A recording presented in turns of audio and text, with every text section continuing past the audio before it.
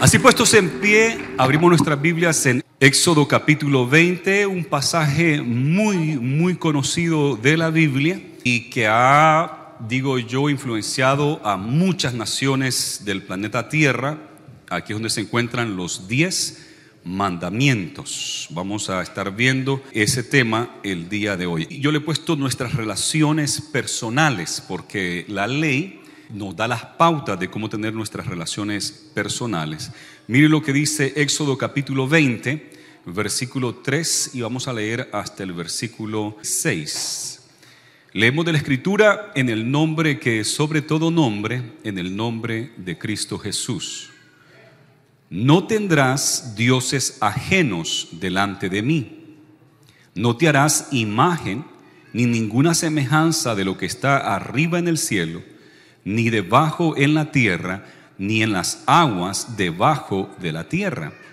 No te inclinarás a ellas, ni las honrarás, porque yo soy Jehová tu Dios, fuerte, celoso, que visito la maldad de los padres sobre los hijos hasta la tercera y cuarta generación de los que me aborrecen, y hago misericordia a millares, a los que me aman y guardan mis mandamientos. Padre, en esta hora venimos delante de ti agradecidos por tu palabra.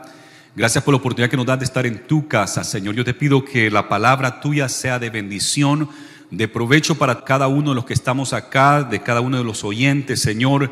Que tu palabra haga el efecto que tú quieres que haga en nuestras vidas, que no vuelva a ti vacía. Gracias porque tú eres nuestro pastor y nosotros somos ovejas de tu prado. Yo te pido que nos apacientes con ciencia, con sabiduría, Señor, con tu amor y tu misericordia, y que nos des la exhortación, Padre, y el mandato que tú tienes para nosotros. En el nombre de Jesús te lo pido. Gracias, Señor. Amén y amén. ¿Pueden tomar su lugar?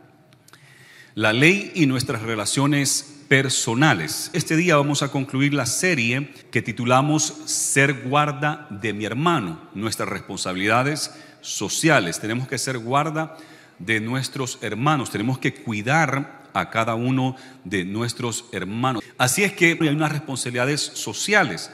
Nos dimos cuenta en esta serie que Dios es una persona y que ha tenido una relación social desde el comienzo. Jesús habló diciendo de que Él y el Padre se han amado, han trabajado juntos desde el comienzo, y menciona Jesús esa relación entre el Padre y el Hijo. Y decíamos, el Padre siempre fue un Padre eterno, desde el comienzo siempre fue Padre. Y el Hijo no es que vino a existir de repente en la historia de la creación, no, el Hijo siempre ha existido, porque el Padre siempre ha sido Padre y el Hijo siempre ha sido Hijo. Padre, Hijo y Espíritu Santo. Y nos dimos cuenta de la Trinidad, de cómo es Dios. Y como Dios es así, nosotros también. Amor y cooperación entre el Padre y el Espíritu Santo.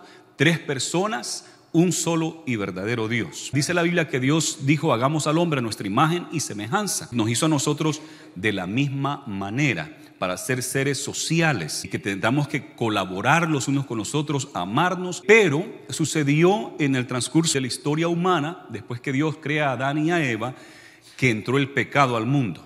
Y cuando entró el pecado al mundo, eso afectó, número 1, nuestra relación con Dios. Adán se escondió de Dios, afectó la relación entre los seres humanos. Nos damos cuenta del primer pecado, el primer homicidio, que fue entre 2 hermanos, y Caín mató a Abel.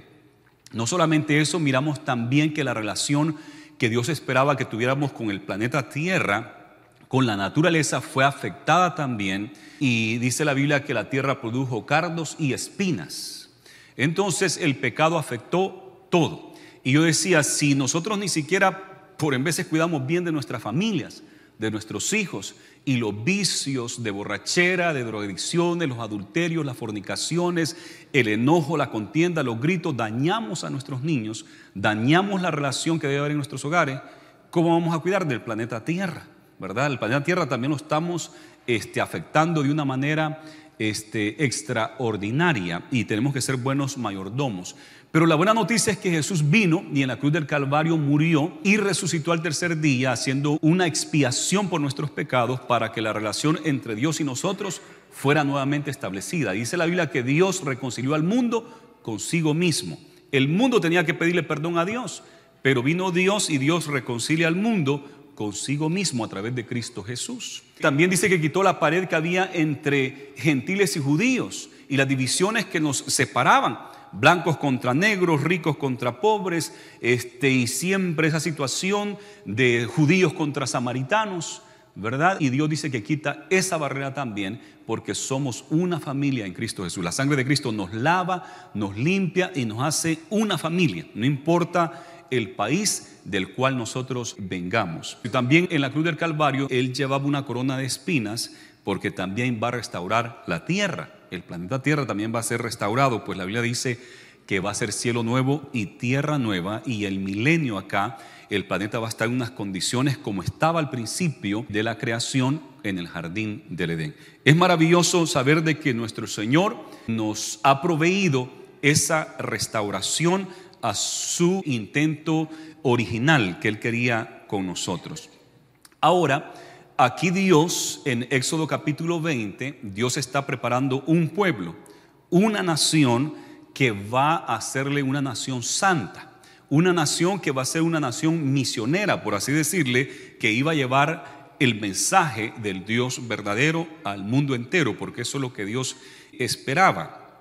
Y tenemos acá que Israel ha salido de Egipto, y cuando ha salido de este país de esclavitud, ahora Dios les da estos mandamientos. Y estos mandamientos son para poder restablecer la armonía entre el hombre y Dios. Y miramos el primer mandamiento. Dice: no tendrás dioses ajenos delante de mí. Ese es el número 1. ¿Por qué comienza así? Y el segundo va de la mano, porque el segundo dice: no te harás imagen, ninguna semejanza de lo que está arriba en el cielo, ni abajo en la tierra, ni en las aguas debajo de la tierra. No te inclinarás a ellas, ni las honrarás, porque yo soy Jehová tu Dios, fuerte, celoso, que visito la maldad de los padres sobre los hijos hasta la tercera y cuarta generación de los que me aborrecen. El primer mandamiento: no tendrás dioses ajenos delante de mí. Y el segundo lo podemos resumir: no vas a tener ídolos, imágenes para postrarte, pedirles, rezarles, honrarles. Dicen algunos: no, es que esas imágenes no les pedimos, no las adoramos, sino que las veneramos, dicen. O sea, las están honrando. Y también la Biblia dice que no honrarás estas imágenes. O sea que el Señor fue bien claro. ¿Por qué el Señor hace esto? Los primeros 2 mandamientos tienen que ver con eso, y el tercero y cuarto mandamiento también tienen que ver con la relación que nosotros tenemos que tener con Dios. Y la razón es porque cuando el hombre se aparta de Dios desde la creación, en el tiempo de Noé miramos que entró una violencia, una inmoralidad terrible en el mundo, a tal grado que llegó hasta el cielo la maldad del hombre, y Dios dijo: voy a deshacer al hombre de la tierra. Pero estaba Noé y su familia. ¿Y sabe qué sucedió en esa época? Dejaron a Dios y empezaron a ser dioses, y a ser dioses conforme a su propia imagen, a su propio pensamiento, a su semejanza, y hicieron dioses así. En vez de adorar al Dios que nos hizo a su imagen y semejanza, el hombre empezó a crear dioses a su semejanza, y empezaron a inventar dioses y religiones y cosas. Entonces se apartaron de Dios. El Señor limpió la tierra. Noé mantuvo la fe en Dios. Abraham mantuvo la fe en el único y verdadero Dios. Igual Isaac, Israel. Pero de igual manera el mundo nuevamente buscó dioses, imágenes. El sol es un dios, la luna es un dios, el faraón es un dios. Y entonces habían tantos dioses. Y el problema de esa época era el politeísmo, muchos dioses. Entonces Dios dejó a Israel por 430 años en Egipto, y ahí crecieron, ahí se desarrollaron y se multiplicaron a ser aproximadamente 2 millones de los 75 que entraron a Egipto, descendientes de Abraham, Isaac e Israel. Ahora son alrededor de 2 millones según los datos. Y sabe que después de 430 años el Señor los visita y les muestra su poder de una manera extraordinaria. El poder que Dios les mostró: las 10 plagas, convertir el río en sangre, la tierra oscuridad por 3 días, y tantas cosas que les mostró. Y al final les abrió el mar Rojo para que cruzaran en seco. Extraordinario poder. Entonces ellos empezaron a ver que el Dios de Abraham, de Isaac y de Israel, que se reveló para entonces como Jehová, o el gran yo soy, el que es el eterno Dios, es verdadero. Y no era como las imágenes y los ídolos que tenían en Egipto. No, este Dios es un Dios poderoso, extraordinario. Incluso el día que les da los 10 mandamientos, dice que se puso oscuro el monte y temblaba ese monte y echaba humo. Y la voz era audible y era bien fuerte, como un trueno y como de bocina. Era tan fuerte que les dio miedo a los hijos de Israel. Y le dijeron a Moisés: no, nosotros nos alejamos un poco, sube tú y habla con Dios. Nosotros no queremos oír su voz porque no queremos morir, porque era espantoso. Y entonces Moisés subió y habló Dios con Moisés con una voz extraordinaria, truenos y voz como de trompeta, que estremeció a Israel. Y ellos se dieron cuenta: Jehová es el único y verdadero Dios, porque ninguno de los ídolos de Egipto o del mundo puede hacer eso que se estaba haciendo. Pues este es el Dios verdadero, el que hizo los cielos y la tierra. Entonces Dios le está enseñando: yo soy Dios y no hay un Dios fuera de mí. Entonces por esa razón es que no pueden tener otro Dios fuera de mí, y no pueden hacer imágenes como hace el mundo para postrarse, pedirles, honrar esas cosas, cualquiera que sea, tanto cosas que hay en el cielo como los ángeles, como el sol, la luna, las estrellas, cosas aquí en la tierra como los seres humanos, como los animales, ni debajo de la tierra las aguas, los peces, ¿verdad? Las ballenas. Y usted agarra una ballena y ya se va a hacer su Dios y va a hacer una imagen de una ballena para pedirle y rezarle, un delfín. No, nada de eso dice el Señor. Y dice: porque yo soy un Dios celoso. Yo entiendo de que tenemos que adorar a ese Dios y darle nuestro amor y nuestra adoración, porque Él es amoroso, porque Él es Dios de misericordia y Él es fiel y Él es grande. ¿Y cómo no vamos a adorarle a Él si Él es el único Dios? Porque todo lo demás no es Dios. Es solamente lógico que adoremos al Dios verdadero. Y esta era una nueva idea para el mundo: un solo Dios. Entonces Israel se convierte en una nación monoteísta. De ser politeísta a ser monoteísta. Teo quiere decir Dios, mono quiere decir uno, ¿verdad? Un Dios. Poli, muchos dioses. Y era una idea nueva, extraordinaria y, claro, la verdadera, que Dios es verdadero. Y por eso es que los primeros mandamientos nos habla de esto. Dios se ha revelado como el verdadero Dios, y nosotros de igual manera tenemos que seguir ese mandamiento: honrar al Señor nuestro Dios en todo esto. Sabe que debía de ser pura la adoración. Jesús dijo que es necesario que el que adore a Dios lo adore en espíritu y en verdad, o sea, que sea pura esa adoración. Por eso es que nosotros estamos en contra de las imágenes. Y aquí en la iglesia no va a encontrar una imagen. Yo espero que ninguna casa de ustedes tampoco tenga imágenes y altares a cosas, a objetos, aunque sean representaciones quizás de gente de la Biblia. Pero aún así no podemos hacerlo, porque el Señor es bien claro en eso, que nuestra adoración sea pura y genuina. Sabe que hoy en día ya el problema no es tanto el politeísmo, sino que hoy en día se nos ha dado el ateísmo. Y para los años 1860, en el tiempo del Enlightenment, cuando Europa y el mundo entra en el crecimiento de la ciencia, de la filosofía y todo eso, después de 1000 años de ignorancia, de Dark Ages, la Edad Oscura, con el Renacimiento y después los otros periodos, la gente empieza a pensar bastante. Y está bien, Dios nos dio esas capacidades. Dicen que nomás usamos el 10% del cerebro. Y quizás Albert Einstein, gente así, quizás usaba un poco más. Y la mayoría de nosotros solo el 10% usamos de todo el cerebro que Dios nos ha dado, imagínense. Entonces empezó a crecer bastante la ciencia y el conocimiento. Y qué bueno, pero entre esos pensamientos salió Charles Darwin, que no era original en esta idea, porque ya desde antes hasta los griegos habían pensado en cosas similares. Pensó de que venimos de un proceso de evolución. Y se comienza lo que sería la teoría de la evolución, y poco a poco fue infiltrando las escuelas. El Departamento de Educación de Estados Unidos fue infiltrado y también se enseñó como ciencia, cosa que la teoría de la evolución tiene tantos huecos y tantos vacíos que no responde bien a las preguntas. ¿Cómo comenzó todo? No, nunca. Siempre tiene que comenzar con una célula, con algo, y que de ahí eso se evolucionó para llegar hasta ser un ser humano. Imagínese usted, imposible. Entonces se metió esa idea y ahora se fue sacando a Dios de la conciencia del ser humano, de la sociedad, y gente como Karl Marx, que dijo que la religión es el opium de las masas y creyó de que había que sacar la religión, la fe en Dios. Charles Darwin con su libro Origen de las especies, Karl Marx con la idea del comunismo, socialismo, y el padre de la psicología. Estos tres han influenciado la educación de nuestro tiempo y eso ha llevado a un ateísmo, a hacerse ateos. Me llamó mucho la atención un comercial que se acaba de dar donde salió un ateo que se llama Ron Reagan, y yo no sabía que este es el hijo de Ronald Reagan. El hijo del presidente Ronald Reagan se hizo ateo cuando era adolescente. Él cuenta de que cuando tenía como 12, 13 años le dijo a su papá: ya no me vas a llevar a la iglesia, porque el papá y la mamá lo llevaban a la iglesia. Ya no voy a ir a la iglesia.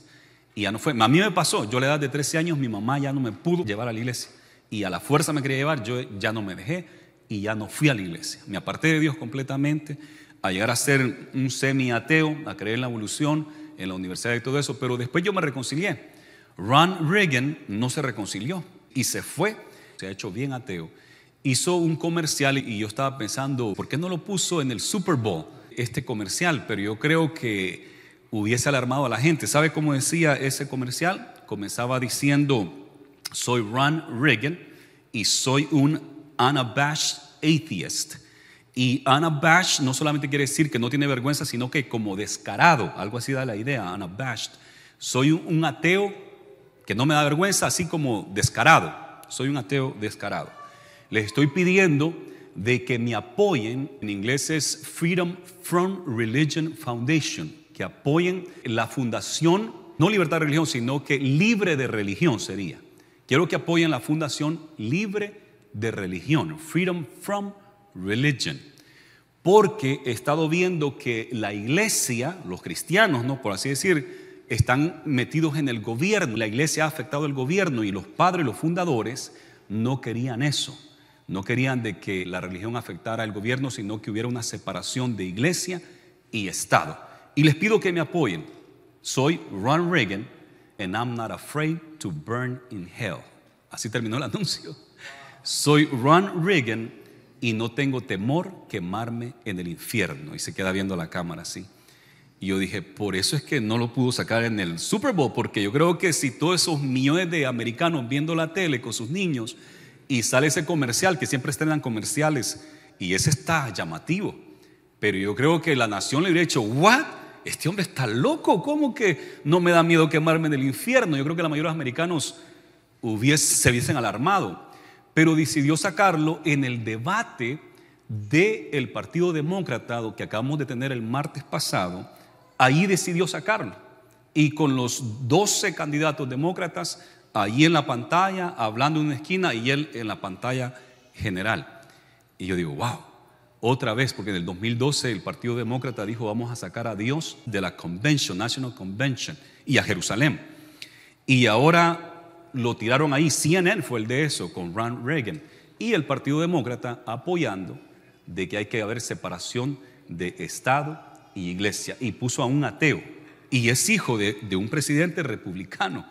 Él cambió de partido, él se hizo demócrata y va en contra de todos los principios que su papá le enseñó, y eso fue lo que dijo a nivel nacional. Yo quiero decir algo acá, porque va a comenzar ese debate de lo que es separation of church and state, y quiero que nuestros jóvenes queden claros, también los adultos, ¿qué es eso de separación de Estado e iglesia? Sabe que los fundadores, cuando vinieron a este país, venían huyendo de la opresión religiosa. Inglaterra se independizó de Roma, y porque entró un espíritu nacionalista, individualista y nacionalista para en esos años, y dijeron: ¿y por qué vamos a estar mandando nuestros diezmos a Roma y someternos a la Iglesia Católica Romana si nosotros somos ingleses? Les pareció muy bien lo que habían hecho Martín Lutero, Wycliffe y otros grandes reformadores. Les pareció bien, y dijeron: también nosotros dejamos la Iglesia Católica, pero vamos a tener nuestra iglesia nacional, the Anglican Church, la iglesia anglicana. Y todos los ingleses nacidos en Inglaterra deben de pertenecer a esta iglesia. Y el que no, va a ser perseguido, va a ser multado y aún preso. Y entonces los puritanos entendían que tanto la católica como la anglicana no les daba la libertad de adorar al Señor como dice la Biblia. Ellos querían regresar a la Biblia, no a las tradiciones que se habían formado por 1000 años, sino a lo que dice la Escritura. Y entonces ellos no podían tampoco ni adorar en la católica ni adorar en la anglicana. Y ellos querían libertad de adorar como dice la Biblia. Y los ingleses no le permitían. Entonces cuando ellos vienen acá, ellos dicen, el gobierno no nos va a decir cómo adorar a Dios. El gobierno no nos puede decir cómo adorar a Dios, ni a qué iglesia pertenecer. Y quedó bien clara en la primera enmienda, libertad de religión. Y comienza diciendo, Congress will not write laws acerca de la religión. El Congreso no va a escribir leyes acerca de religión, qué iglesia puedes o no puedes congregarte o cómo debe de ser esa iglesia. Y eso quedó claro. El Congreso de Estados Unidos, que es el que establece las leyes, no puede legislar de cómo nosotros podemos adorar a Dios. Y hasta el día de hoy no lo han hecho.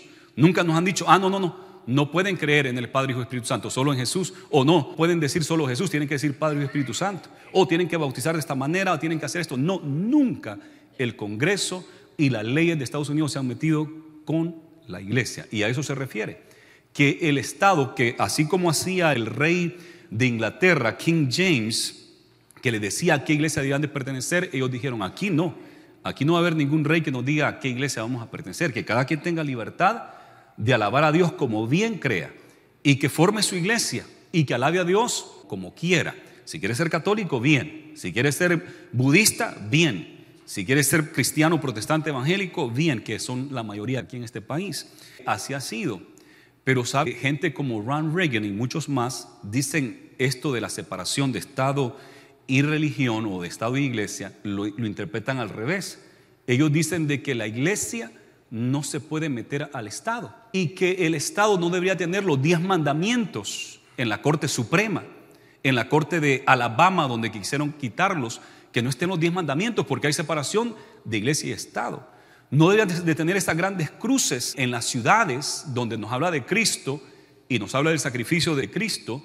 No deberían de hacer oración en las escuelas, no debería de haber oración cuando se hace el comienzo de los trabajos aquí en la ciudad de Bakersfield. Todavía se hace la oración y yo he ido a orar porque Karen Gómez me invitó a hacer la oración inicial para el trabajo del cónsul con la alcaldesa. Y es impresionante, yo había ido antes y miré a un americano hacerlo, muy profesional y todo, y me gustó mucho. Dije, wow, y en el nombre de Jesús. Y cuando me tocó a mí, yo lo hice más así del pueblo, ¿verdad? No muy perfecto mi inglés, pero sí lo quería hacer de corazón y orar de corazón por Bakersfield, por la alcaldesa y por el estado de California. Y estaba lleno ese lugar donde tienen los trabajos ese día. Y ahí al final dije, en el nombre de Cristo Jesús, porque Jesús es Señor, es Rey y es Dios, ¿verdad? Gloria a Jesús. Y en Estados Unidos se puede, pero Ronald Reagan y estos dicen no se puede. Es que la iglesia no debería de meterse al gobierno. Y lo que está diciendo este principio que tenemos en la Constitución de Estados Unidos, nunca va a encontrar la frase separación de iglesia y Estado. Nunca, porque no existe en la Constitución. Donde sí lo va a encontrar es en una carta que Thomas Jefferson escribió a una iglesia bautista. Pero lo que estaba hablando él era de que el gobierno no se puede meter. Y eso es así. Aquí el gobierno me va a poder decir a mí a quién casar y a quién no. Y va a decirme, tienes que casar a los hombres, 2 mujeres, tienes que hacerlo. No puede, aunque van a querer tratar, pero no se puede porque el gobierno no nos puede decir cómo celebrar nuestros cultos y cómo hacerlo. Pero la iglesia sí se puede meter al gobierno y siempre se metió y siempre ha estado ahí. Porque ¿quiénes son los que quedan electos? Gente cristiana, gente católica, gente de fe o gente sin fe. Entonces, si va a quedar electo alguien y es cristiano evangélico, ese que quedó electo, que la gente sabe que es cristiano evangélico, él va a dirigir según su fe, según sus convicciones, y lo puede hacer así. Y puede orar, y puede traer pastores a que oren por él, y puede traer pastores a que le aconsejen, 100%. Ahora, si el que fue electo es ateo y no cree en Dios, y él puede gobernar así, pero no pueden decir, no, este no puede correr porque este es cristiano. Entonces ahí hay un serio problema. Cuando ya empiecen a decir, no, hay separación de iglesia y Estado, y eso quiere decir que tienes que dejar tu iglesia y tienes que dejar tu conciencia y tu fe en Dios allá afuera. Si vas a servir en el gobierno, tienes que ser ateo, no tienes que mencionar a Dios ni nada. ¿Cómo que no? Si el que es cristiano va a ser cristiano donde quiera que esté, ¿verdad? Y si no, no hay libertad de religión. El que es cristiano va a ser cristiano en su trabajo, donde quiera, en la universidad, donde quiera. Y si nos dicen, no puedes ser cristiano acá, deja a tu Dios afuera, ahí no hay libertad de religión, ahí es donde estamos mal.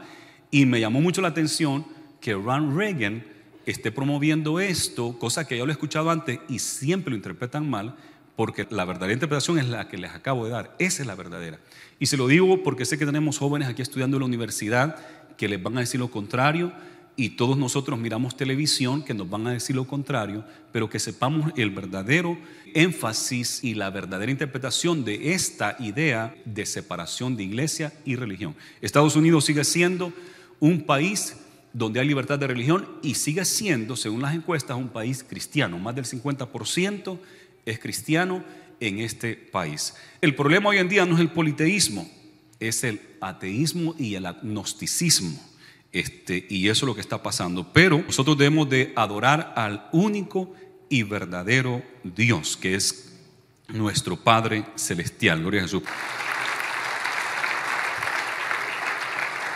¿Sabe que aquí entra otro punto? Que el tercer mandamiento dice: no tomarás el nombre del Señor tu Dios en vano. Y el cuarto dice: vas a observar y santificar el día de reposo. El día de reposo, de ahí donde tenemos la palabra Sabbath o sábado, que quiere decir día de reposo. El día de reposo es el séptimo día de la semana. Este es el primer día, domingo es el primer día. Y el séptimo día es sábado. En inglés Saturday, pero nosotros en español se parece más al de la Biblia. Sábado, así mismo se dice en el hebreo, se toma esa palabra sábado, el día de reposo. Entonces aquí el Señor establece claramente que Él quiere que tengamos un día donde nosotros podamos reposar y que podamos tomarle ese día para Él, para alabarle a Él, para darle gracias a Él y también para que nosotros podamos reposar de nuestros trabajos. Porque es que la iglesia cristiana evangélica, la gran mayoría de la iglesia cristiana evangélica no guarda el sábado. ¿Por qué razón será? Y aquí es donde los hermanos que guardan el sábado nos dicen: están violando el cuarto mandamiento, que debes de guardar el sábado. La razón que nosotros no guardamos el sábado es bien simple, porque nosotros, los cristianos, que no somos judíos, no estamos bajo la ley, sino bajo la gracia de Cristo Jesús, nosotros honramos el nuevo pacto. La Biblia incluso la hemos separado, nosotros los cristianos hemos hecho eso, y hemos separado la primera parte de la Biblia que le conocemos como Antiguo Testamento, y es la única parte que los judíos aceptan, y ellos le llaman Tanakh. Incluye la Torá, incluye los salmos, los profetas, y ellos le llaman Tanakh a lo que es Génesis a Malaquías. Pero ellos no aceptan el Nuevo Testamento. Mateo hasta Apocalipsis ellos dicen que eso es falso, eso no es verdadero, porque ellos no aceptan a Jesús. Pero ellos tienen muy en alto el Tanakh. Nosotros también tenemos muy en alto el Tanakh. Incluso hoy les estoy predicando del Tanakh, del Antiguo Testamento. A ellos les ofende que nosotros le digamos Antiguo Testamento, porque para ellos hay uno solo, el Tanakh, y ese está vigente y ese es el único. Entonces cuando nosotros decimos Antiguo Testamento, a ellos no les gusta.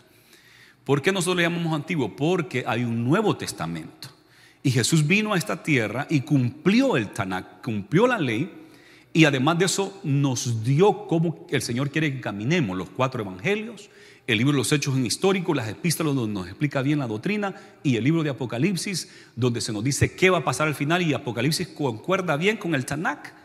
Ahí usted, lo que aparece en Apocalipsis está en Isaías, en Ezequiel, en Jeremías, los libros de Zacarías. Es impresionante, muy parecido, porque todo es una sola palabra, los 66 libros. Entonces en el Nuevo Testamento miramos que cuando Jesús resucita el primer día de la semana. ¿Y por qué? Porque el primero quiere decir un nuevo comienzo. 7 es completo. El número 7 quiere decir perfecto o completo. Y al volver a comenzar sería el día 8, ¿no? Pero pues como solo son 7 días, 8 quiere decir nuevo comienzo, y otra vez volvemos al primero, el primer día de la semana. Jesús resucitó el primer día de la semana. Se apareció cada vez el primer día de la semana. Entonces los discípulos empezaron a congregarse el primer día de la semana, porque se les apareció el primer día de la semana, la siguiente semana se vuelve a aparecer, y la otra por espacio de 40 días. Entonces ellos ya esperaban de que Jesús se apareciera el primer día de la semana. Y la última vez que se apareció el primer día de la semana fue el día que subió al cielo, y dice que se levantó la ascensión y les dijo que así como se iba a regresar, y les dio órdenes de lo que habían de hacer. Mire lo que dice Hechos 27, para que tenga una idea. Lo que estoy diciendo es correcto, que los discípulos se reunían el primer día de la semana.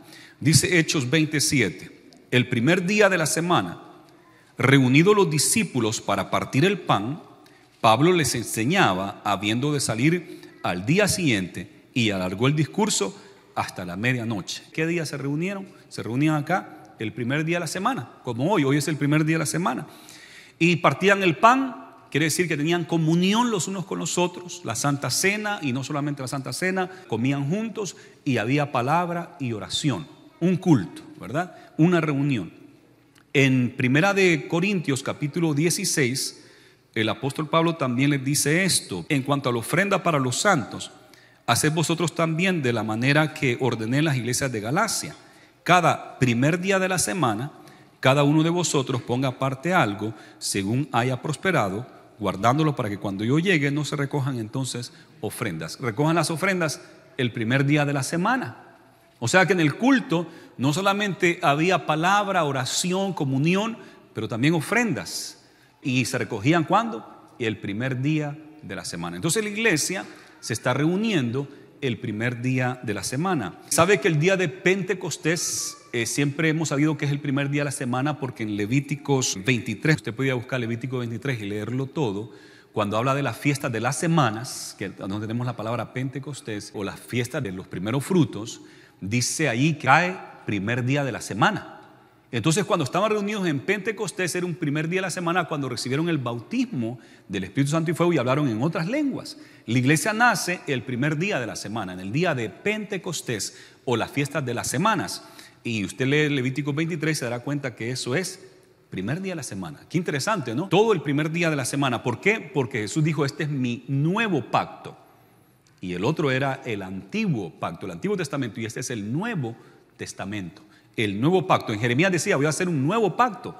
Ya desde el Antiguo Testamento donde decía: voy a hacer un nuevo pacto con ustedes. Ya no van a ser corderos, sino que Jesús iba a ser el Cordero de Dios que quita el pecado del mundo. Iba a cambiar, porque el Señor nos iba a salvar a través de la muerte de nuestro Señor Jesucristo. Pero el Antiguo Testamento nos venía preparando para eso. Concuerdan el uno con el otro.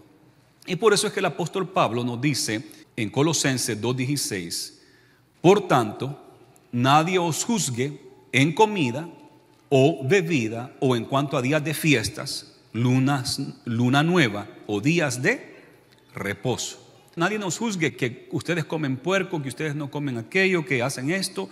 Nadie los juzgue en días de fiestas, porque había las fiestas judías y los cristianos pues no guardaban esas fiestas. Y lunas nuevas y días de reposo. ¿Qué es el día de reposo? Sábado. Que nadie les juzgue acerca del sábado, porque había unos que juzgaban de que los cristianos no estaban guardando el sábado, no se estaban circuncidando, no estaban dejando de comer los alimentos que en el Antiguo Testamento se prohíben. Entonces Pablo dice: no, que nadie los juzgue de eso. Y por esa razón es que nosotros adoramos al Señor el primer día de la semana.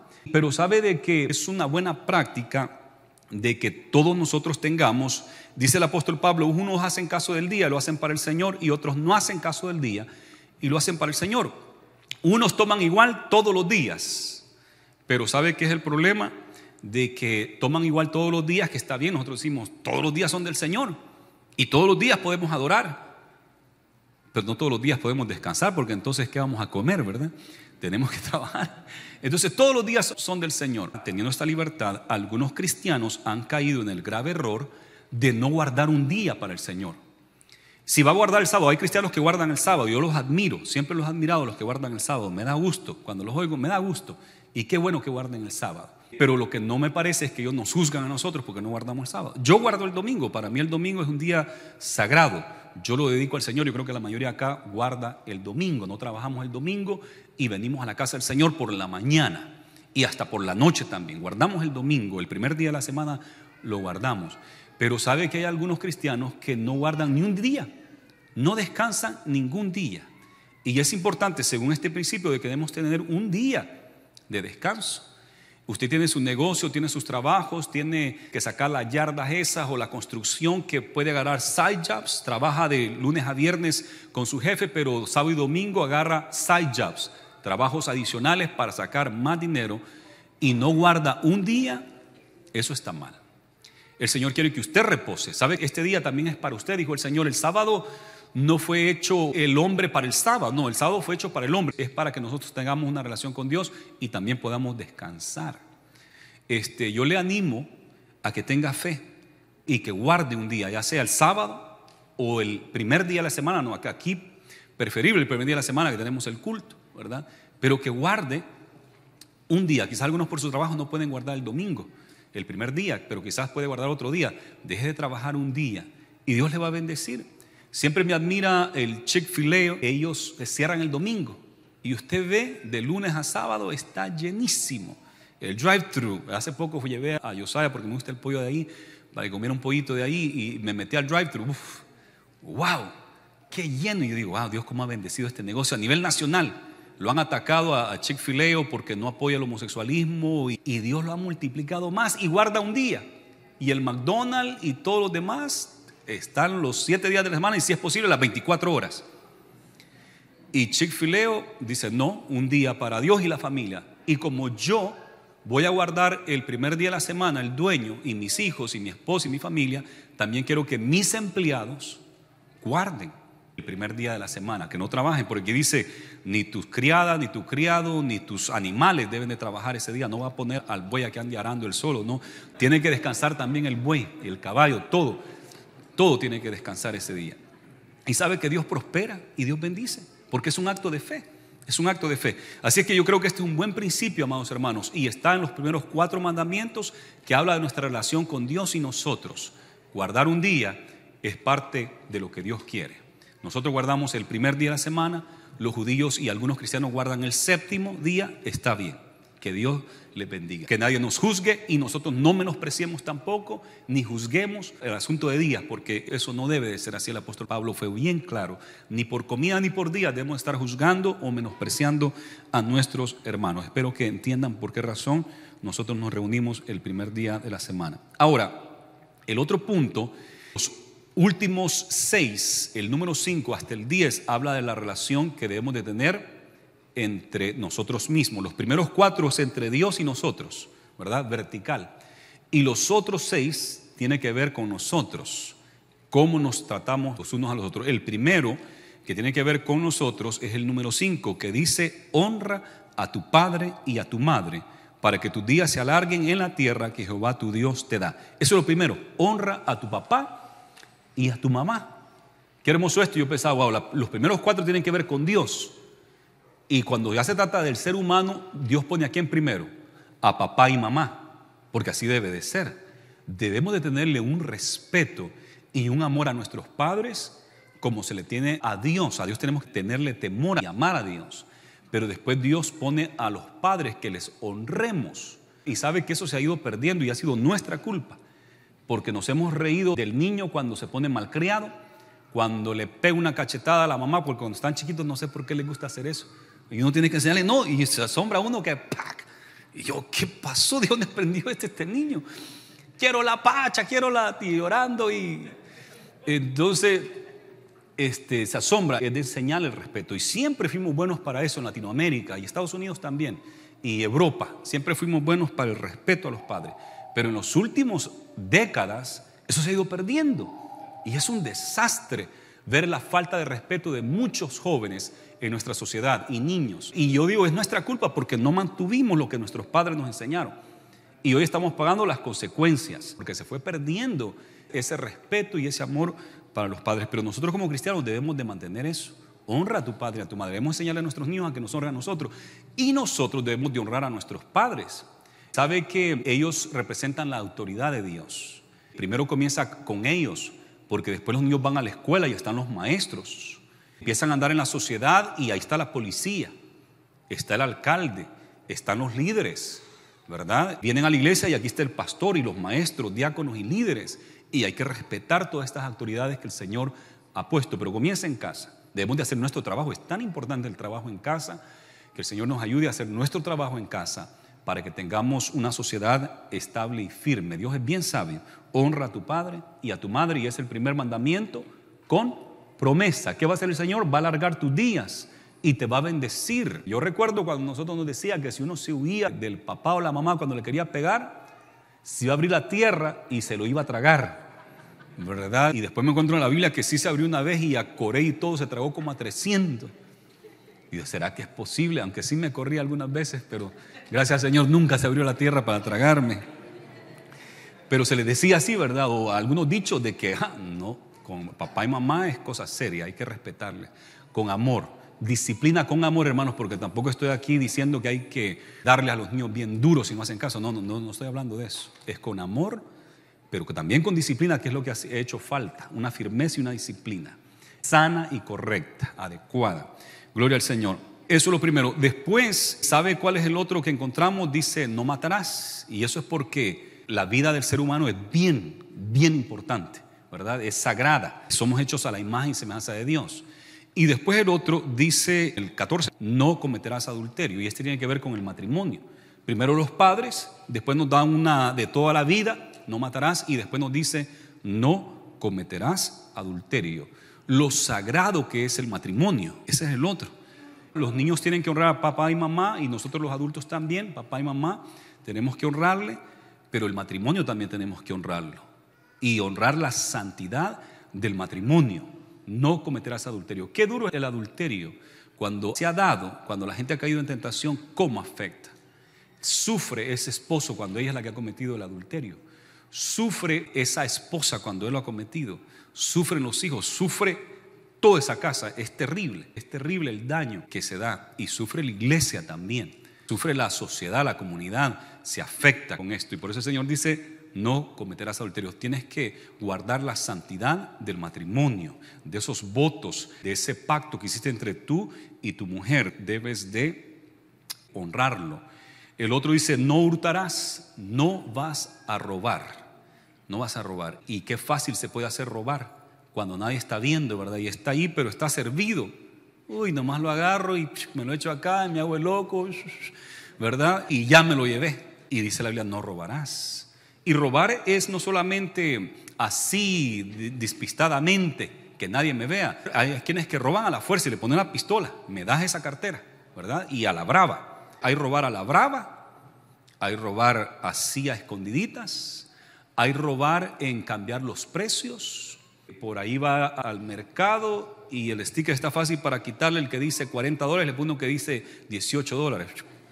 Mire, 18 dice ahí. Eso es robar también. El Señor dijo que a él detestaba la balanza injusta, porque le cambiaban la balanza, en vez de darle las 2 libras de frijoles exacto, le daban 1,5 libras, porque así voy guardando media de cada 2 libras y tengo más dinero, ¿verdad? Los que son mercaderes acá que venden, hay que ser justos, la balanza justa, dice el Señor. Es bien fácil robar, y algunos tienen la maña todavía de robar. Pero el Señor dice, eso no lo harás.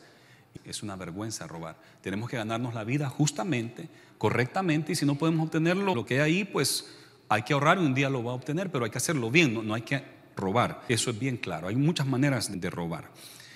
Ahora hasta se roba la identidad, ¿verdad?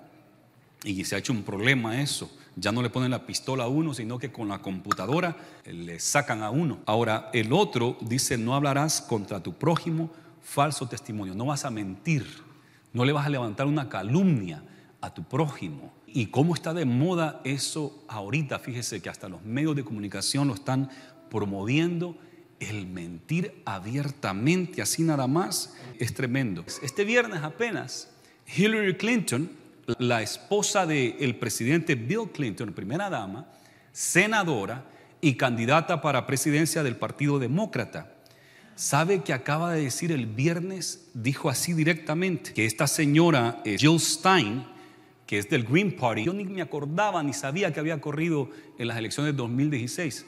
Y Jill Stein corrió con el partido The Green Party, corrió en el 2012 contra Obama y contra Romney, el republicano. Claro que un tercer partido siempre agarra bien poquito, por eso es que uno ni recuerda el nombre de ella. Recuerda a Romney y recuerda a Obama, que fueron los principales, y esta vez a quién recordamos, a Ronald Reagan y a Hillary Clinton, pero a la señora Jill Stein yo ni me acordaba que había corrido, y corrió, ahí estaba en la balota, pero casi nadie votó por ella. Y dijo ella que Jill Stein era un asset ruso. Oh yeah, dice en la entrevista. Oh yeah, she's a Russian asset. Oh sí, dice, ella es un recurso ruso. Un asset puede ser un espía, puede ser un recurso, alguien que está ayudando a otro país. Así directo. Y no solo se quedó ahí en decir que esa mujer era una asset, un recurso ruso, sino que dijo que una de las que está corriendo ahorita, de las 12 personas que estaba apoyando a los rusos, ella se llama Tulsi Gabbard. Dijo, ella también está con los rusos y la están preparando para que corra en un tercer partido para afectar las elecciones y para que quede Donald Trump. Y yo me quedé, wow, qué valor de decir nomás así. Y los medios todos se quedaron sorprendidos, los que la apoyan tratando de no mucho hacer tanto, pero las dos tuvieron que hablar y tuvieron que darles tiempo y decir, wow, eso sí que es slandering, eso de verdad que es levantar una calumnia así nomás sin tener evidencia de nada y decir cosas así. Las dos se defendieron y se defendieron bien y muy sólido. Yo me quedé sorprendido y digo, wow, ¿hasta dónde está llegando Hillary Clinton? De llamar a alguien de su propio partido, demócrata, llamarle un agente de Rusia. ¿Hasta dónde ha llegado esta señora? Me quedé pensando en eso, ¿hasta dónde hemos llegado como nación? Y tener el valor de nomás decir cosas así. Antes eso no se miraba. Y hoy tirar cosas así y bien fuerte. Oh yeah, dice así con un acento, así un tono así. Oh, she's a Russian asset. Y yo, wow. Y las dos se defendieron y dijeron, wow, ¿cómo tú puedes decir eso? Si tú eres más corrupta que esto y aquello. Y verdad, comenzó el debate y no tienes evidencias para decir semejantes cosas. Que el Señor nos ayude. Otra cosa que miré que los medios promovieron bastante fue Jussie Smollett. Y este es un afroamericano homosexual que dijo que en Chicago, donde él vive, unos hombres blancos lo amarraron, le pegaron y le echaron lejía. Y le dijeron, este es un país MAGA, que quiere decir Make America Great Again, diciendo que eran seguidores de Donald Trump. Y dijo, me amarraron, me pegaron, me echaron lejía y parece que lo iban a quemar y lo amarraron con lazos. Y todo el mundo alarmado. Y después resulta que él le había pagado a unos africanos de Nigeria, amigos de él que levantan pesas juntos, le había pagado para que hicieran todo eso. Y salió a la luz. Y yo digo, wow. Después se callaron bastante porque todo el mundo empezó, ¿cómo puede ser que los seguidores de Donald Trump hagan esto? Que al pobre negrito, porque es homosexual y es negro, lo han amarrado con lazos. No puede ser. Y era al revés la cosa. El que estaba haciendo, mintiendo y queriendo dañar la reputación de los que votaron por Donald Trump era Jussie Smollett. Él fue el que hizo esto y salió a la luz. Michelle Obama le pidió a la abogada de ella que trabaja en el gobierno de que le tirara los casos. Y le tiraron los casos a Jussie Smollett porque eso es un grave caso. Levantaron un falso, reportarlo a la policía. Y ahorita resultó en las noticias, acaba de salir de que le están investigando por qué le tiraron los casos y lo van a llevar a la corte otra vez porque eso no se hace, hacer esas cosas. Pero la media y el gobierno que lo apoya a él lo dejó pasar fácil. Eso está pasando en nuestro país y dice la Biblia, no dirás falso testimonio de tu hermano, de tu vecino.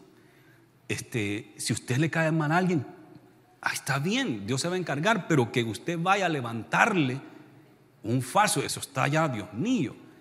Y el otro, les menciono el último, fue a un niño de 16 años. Ese fue el peor de todo, yo creo. Que le diga espía rusa a otra mujer demócrata, bueno, está mal, está malísimo, sin tener evidencias y sin ser cierto, pero son dos mujeres adultas. Lo que hizo Jussie Smollett está bien mal, pero lo que hizo los medios de comunicación con un niño de 16 años fue lo peor. Le levantaron unas calumnias al pobre muchacho. Ahorita él los está demandando, ha conseguido los mejores abogados de Estados Unidos para demandar a CNN, The Washington Post y otros más con $250 millones para que aprendan a no difamar a la gente. Nick Sandmann, un niño de 16 años de una escuela privada católica que fue a la marcha pro-life, porque ellos no creen en el aborto, están en contra del aborto, esta escuela católica, y llevaron a sus muchachos a la marcha. Es una marcha de casi de 1 millón de personas. Lo hacen en enero, cuando está la nieve tremenda, el frío. Ellos fueron a la marcha pro-life, quiere decir que están en contra del aborto. Después van a donde está el monumento de Abraham Lincoln y por ahí están dos grupos, unos afroamericanos y unos indígenas. Y ellos tienen la cachucha o la gorra que apoyan a Donald Trump y otras cosas que apoyan a Donald Trump, porque Donald Trump apoya la vida y está en contra del aborto. Así es que ellos también lo apoyaron al presidente. Y viene un indígena tocando el tambor y de repente sacan el video donde está el indígena tocando el tambor y está en la cara de este niño que se llama Nick Sandman. El indígena se llama Phillips y le está tocando el tambor, un canto de guerra, y está enfrente y el muchacho nomás se sonríe y lo sacaron. Y bueno, las noticias corrió, pero por varios días diciendo: este niño malcriado se está riendo en la cara del indígena, él es un racista porque apoya a Donald Trump, porque está en contra del aborto, esta escuela es una escuela malvada, una escuela católica. Y sacan los demás niños americanos ahí riéndose y nadie hizo la investigación. Después de que lo hicieron pedazos a un niño de 16 años, todos los medios de comunicación, resulta que unos investigadores entraron a ver bien el video y el que se tomó el tiempo para ver el video se va a dar cuenta que fue el indígena que vino hacia el muchacho y se le puso en la cara y está tocando un beat de guerra, porque los indios tienen unos cantos de guerra. Yo digo, yo que soy papá, que un hombre de 60 años le esté tocando un cántico de guerra a mi hijo en la cara, a mí me molestaría. Mejor ven y habla conmigo. ¿Cómo le vas a hacer esto a este niño de 16 años? Ni siquiera es un adulto. Entonces esos medios no lo sacaron. Además no sacan la parte donde él dice a sus amigos que se calmen. Él después cuenta: yo estoy nervioso, el hombre se me está tocando y yo me estoy riendo pero de los nervios. Y él le dice a sus amigos que se calmen porque sus amigos empezaron como: hey, ¿verdad? ¿Qué pasa? ¿Por qué tienes una parada en la cara de él? Y él tranquilo, ya va a pasar, y él calmándolos. Así es que después CNN se retractó a medias, Washington Post se retractó a medias, pero hicieron pedazo el testimonio de este pobre niño. Hasta en la escuela recibió amenazas de muerte. La escuela también fue amenazada y a él lo amenazaron que por qué le había faltado respeto a un Native American, un veterano de la guerra de Estados Unidos, cómo le ha faltado el respeto. Y eso fue al revés. Y los medios corrieron con eso. Y yo digo, wow, ¿hasta dónde hemos llegado? Y dice acá este mandamiento: no dirás falso testimonio contra tu hermano. Ahorita está ese caso, vamos a ver cómo resulta. Pero eso es lo que está pasando en nuestra sociedad. Se está hablando unas grandes mentiras así, como si fueran verdades a la luz del día. Y hemos empeorado en eso. Antes había más decoro, hoy abiertamente. Mentiras abiertas para dañar a un oponente, para dañar a un enemigo. Que el Señor nos ayude y que nosotros tengamos cuidado. Concluyo con esto. Los otros mandamientos, el último acá, tiene que ver conmigo mismo. No codiciarás. Dice, versículo 17, no codiciarás la casa de tu prójimo, no codiciarás la mujer de tu prójimo, ni su siervo, ni su criada, ni su buey, ni su asno, ni cosa alguna de tu prójimo. No vas a codiciar. Eso tiene que ver con el corazón, tiene que ver con las actitudes, tiene que ver con lo que me motiva. Y la codicia es culpable de matar. Cuando alguien ha sido codicioso, hasta matado. Han matado por romance. A cada rato salen casos donde se pusieron de acuerdo el amante con la mujer para matar al esposo del amante, por codiciar a la mujer ajena, por quitarle la cartera. Unos cuantos dólares han matado a gente solo por unos $20. Entonces la codicia lleva a matar. La codicia lleva al adulterio mismo, ¿verdad? No codiciarás a la mujer de tu prójimo, y lleva al adulterio. La codicia lleva a todos estos pecados. El mentir contra mi prójimo, porque yo quiero ser la presidenta de Estados Unidos. Entonces digo que aquel es ruso, que aquel es ruso, para yo ser la presidenta, ¿verdad? La codicia del poder, eso lleva a tantas cosas, a todos los pecados. Pero hoy yo bien fácil acá les he hablado en contra de Hillary Clinton, de Jussie Smollett, de CNN, de Washington Post, pero ¿y yo? ¿Y yo cómo estoy? Porque bien fácil puedo ver el pecado de medio mundo, y especialmente cuando me lo presentan en las noticias, o el pecado de ustedes, ¿verdad? Puedo ver, y yo no he robado, yo no he calumniado, yo no he hecho cosas malas. Hay que examinarse uno mismo. Es bien importante que nos autoexaminemos, porque también la relación debe ser con Dios, una buena relación con Dios, una buena relación con el prójimo, pero también una buena relación conmigo mismo, que no ande yo un sentido de culpabilidad por dentro, que no ande yo ansiedad porque, como dice la Biblia, el ladrón huye, el impío huye sin que nadie lo persiga, porque no tiene una relación personal individual bien por su pecado, por su codicia, por su maldad que tiene por dentro. Y tenemos que limpiarnos de esto. Dice el Salmo 139, el salmista dice esto, el versículo 23 y 24: examíname, oh Dios, y conoce mi corazón. Pruébame y conoce mis pensamientos, y ve si hay en mí camino de perversidad, y guíame en el camino eterno. Es bien fácil ver los pecados de los demás, y el de uno, como que sí cuesta, ¿verdad? Cuesta ver los pecados de uno mismo. El hijo de la vecina, ¡ja!, qué malcriado, qué malo. Y el mío es un angelito. Y muchas veces al revés. Y los hijos bien saben. Ay, sí, mami. Ah, no, pero el hijo de la vecina, el hijo, ¿cómo puede ser? Ah, y el mío, no, el mío. Van los hijos a la cárcel y la mamá sigue creyendo es inocente. Es inocente. Me lo han tratado mal, me le han hecho injusticia. Porque soy yo, porque es mi hijo, porque es mi gente. Pero tenemos que ser sinceros, tenemos que ser sinceros. A Jesús le cayó bien mal los que se autojustifican. Y le dijo: hipócritas, ¿por qué ven la paja que tiene el ojo de tu hermano y no ves la viga que tienes en tu propio ojo? Hipócritas, porque cuelan el mosquito y dejan pasar el camello, ¿verdad? Entonces nos pasa así, bien rápido señalamos. ¿Y nosotros qué? Es importante que también nos autoexaminemos. El salmista dice: Señor, examíname, porque yo puedo pensar, no, yo estoy bien. No, examíname y conoce y ve si hay en mí perversidad, si hay en mí pecado, porque el corazón es perverso. Dice: ¿quién lo va a conocer? El corazón es engañoso y nos engaña, pero tenemos que pedirle al Señor que nos examine, que nos ayude, que podamos limpiarnos, porque todo comienza conmigo mismo, ¿verdad? Mi salvación va a depender entre mi relación con Dios y mi prójimo. La ley se cumple en amarás al Señor tu Dios y a tu prójimo como a ti mismo. Y ahí viene la regla de oro: todo lo que quieran que los hombres hagan con ustedes, eso ustedes hagan con ellos. Si tú quieres que el hombre te trate bien, tú trátalo bien. Si quieres que te salude, salúdalo. Y la regla de oro: que el Señor nos ayude a examinarnos, a conocernos, a pedirle perdón. Jesús le molestó cuando la gente se autojustificaba. Aquel dijo: Señor, te doy gracias porque no soy como este pecador. Yo diezmo, yo me congrego, yo ayuno 2 veces a la semana, no soy como este. Y el otro decía: Señor, perdóname, sé propicio de mi pecador. Soy un pecador, ten misericordia de mi vida. Y dice Jesús que ese salió justificado, el que reconoció su pecado. Así que está bien fácil. Al examinarse, usted se dará cuenta que usted es pecador, se va a dar cuenta que usted ha fallado. ¿Y qué tienen que hacer?